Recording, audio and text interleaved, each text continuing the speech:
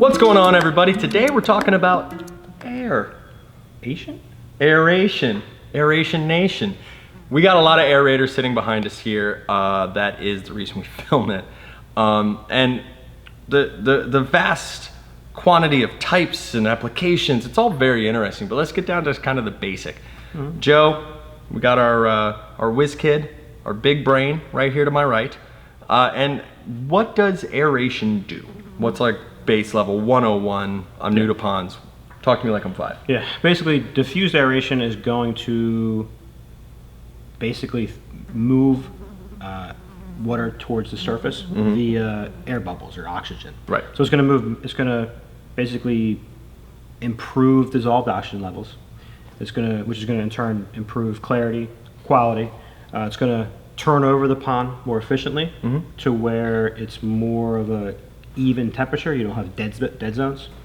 Right, and this is, he's talking about motion here. I think it's important for, especially newbies, and even experienced people to remember, this pond has no reason to be there, right? That's what we're doing. We're creating a giant ecosystem that we have to maintain. And if this were a pond coming off of a river or a deep zone where like trout or something would live, you would have new water constantly coming in, going over rocks, creating these oxygen-rich environments. So we need to find a way to artificially create something similar. And this is a really, really good opportunity to execute that in a way that has a lot of other positive benefits as well. Yeah. And so like I said, we're putting this in, right? This wasn't here before. We have to think of it and we have to install it. So how does one begin that process? How does one kind of assess where to put it in, how to put it in, which one to put in? Yeah. You know. So for the most part, we sell a lot of kits more than anything. Just because they're packaged, they have the air pump. This is a kit industry.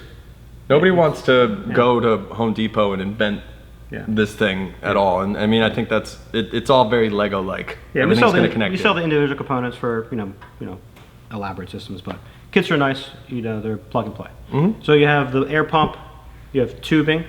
Some kits have manifolds where you can run multiple lines in multiple diffusers. And for the most part, those diffusers sit at the very bottom of the pond. Compressor or your air pump sits outside the pond, is pushing air down to these diffusers and is basically pushing water up via those air bubbles. So real quick, what are some other types of systems that you could have if you didn't have an aeration system? Because you still need to get that oxygen into the pond. Yeah, there's floating fountains. There's fountain nozzles you can just mount to the discharge of a pond. And waterfalls do a decent job of moving stuff around too, right? Oh yeah, definitely. So there are other options, but the cool thing about an aeration system is you can have all that other stuff. You could still have an aeration system in there. You could still have basically like a guaranteed motion and oxygen rich environment.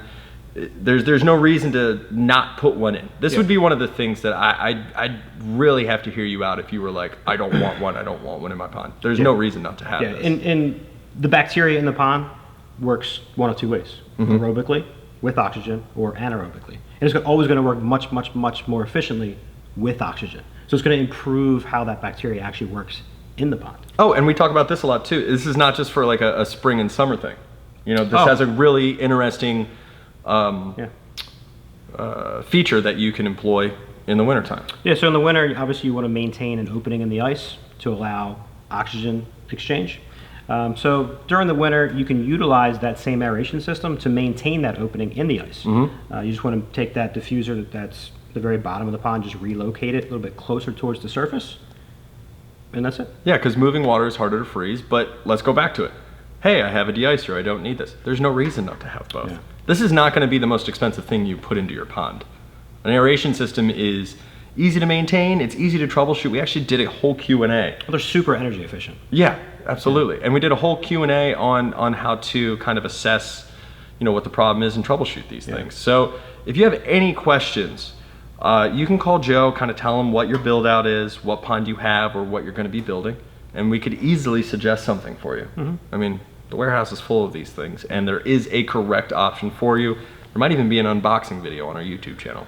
I'm sure there is. There probably is. Yeah. So next time, guys, take care. Enjoy your pond.